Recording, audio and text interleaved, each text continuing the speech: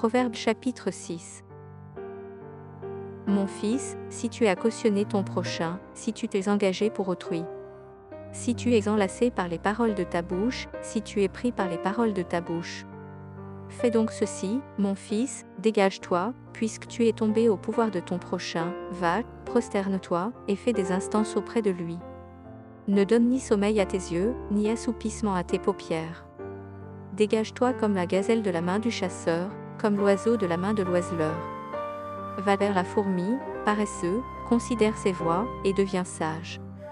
Elle n'a ni chef, ni inspecteur, ni maître.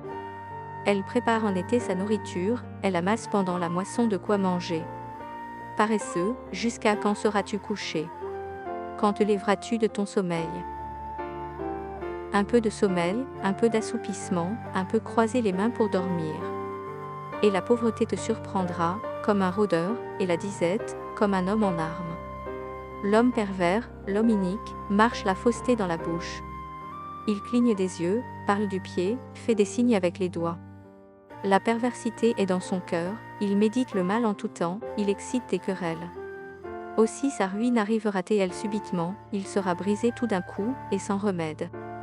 Il y a 6 choses que est l'Éternel, et même 7 qu'il a en horreur.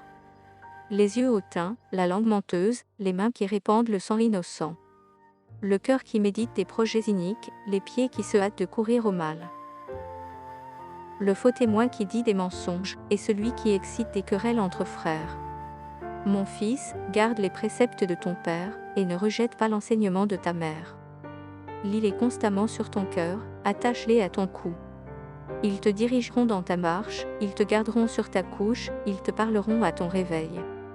Car le précepte est une lampe, et l'enseignement une lumière, et les avertissements de la correction sont le chemin de la vie. Ils te préserveront de la femme corrompue, de la langue doucereuse de l'étrangère. Ne la convoite pas dans ton cœur pour sa beauté, et ne te laisse pas séduire par ses paupières. Car pour la femme prostituée on se réduit à un morceau de pain, et la femme mariée tend un piège à la vie précieuse. Quelqu'un mettra-t-il du feu dans son sein, sans que ses vêtements s'enflamment? Quelqu'un marchera-t-il sur des charbons ardents, sans que ses pieds soient brûlés? Il en est de même pour celui qui va vers la femme de son prochain, quiconque la touche ne restera pas impuni. On ne tient pas pour innocent le voleur qui dérobe pour satisfaire son appétit, quand il a faim. Si on le trouve, il fera une restitution au septuple, il donnera tout ce qu'il a dans sa maison. Mais celui qui commet un adultère avec une femme est dépourvu de sens, celui qui veut se perdre agit de la sorte. Il n'aura que plaie et ignominie, et son opprobre ne s'effacera point. Car la jalousie met un homme en fureur, et il est sans pitié au jour de la vengeance. Il n'a égard à aucune rançon, et il est inflexible, quand même tu multiplierais les dons.